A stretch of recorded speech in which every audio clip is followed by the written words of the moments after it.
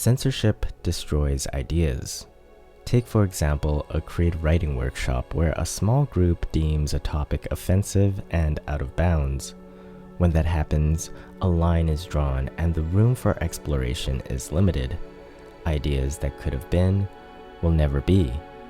In this new world where we're redefining how we should speak and what subjects are appropriate, we writers need to walk that fine line without stepping on others. This type of sensitivity within a trusting group doesn't only harm writing workshops, but also workplaces, friendships, and even families. When one side is considered correct and the other wrong, even in the realm of creativity and art, the fun of creation is gone. But is it? In an interview with Jay Thorne on the Writers Inc. podcast, author Chuck Palahniuk described how this type of censorship caused the demise of a writing group he had been a part of that lasted almost 30 years. "It's a tragedy," said Palahniuk, "but nothing lasts forever. Values, words, or perspective that you consider appropriate today can be offensive in the future. All it takes is a culture shift." Palahniuk recalls that after 9/11, transgressive fiction fell out of favor. Transgressive fictions are stories that focus on characters that feel oppressed by conformity and the expectations of society. Stories like Trainspotting by Irvine Welsh, American Psycho by Bret Easton Ellis, and, of course, Fight Club by Chuck Palahniuk are all examples of transgressive fiction. In early 2000s, the culture no longer wanted to be associated with a whole genre, not just a word, but an entire creative style. These novels suddenly looked terroristy, and anyone reading them would appear to be promoting real-world violence.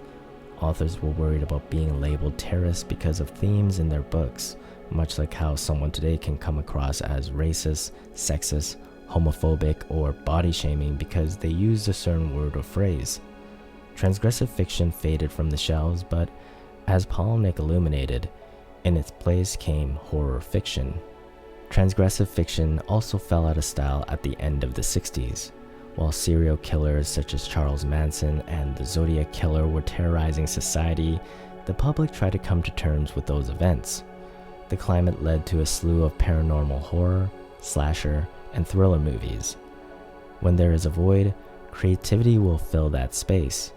People will always be curious about the darkness within a person's soul, and while some genres make it raw and blatant, horror focuses less on the subject and more on the emotions during those frightening times.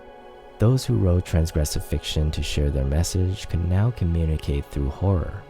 Horror fiction acts as a cloak for those darker themes without directly reflecting the realism of current events. We can approach all censorship the same way. "A certain amount of censorship is creative," said Palahniuk, because it does allow writers to veil their message, so their message needs to be a little more indirect. Should your work ever be targeted by censorship, know that it's not a war you could win. Instead, learn to cloak your message so it's palatable for a greater audience. Your ideas get shared, but it's not a confronting act. Give it a shot. If you're exploring a topic that is frowned upon, something you wouldn't talk about at a party, something political, religious, or your readership would be sensitive to, try to hide the message below the surface.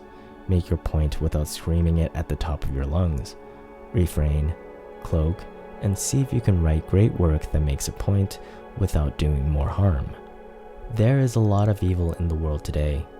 Although censorship might not be the cure for all of it, censorship can be a bandage that helps people heal. You don't need to be the one to pull it off, but you can tell your story without causing scars. You can do that by masking your message within another genre and allowing your creativity to conceal the reality of our troubled times. That way, you can convey your ideas and explore the topic you're interested in, and nobody gets hurt in the process. Good art comforts the disturbed and disturbs the comfortable. Good art does not do unnecessary damage. Learn to dance with censorship and see it not as the enemy of creativity, but as a road less traveled. Thank you for watching. If you enjoyed this video, please give it a like. My name is Elliot. I make videos about writing and the creative process. If that interests you, check out this playlist right here, and don't forget to subscribe.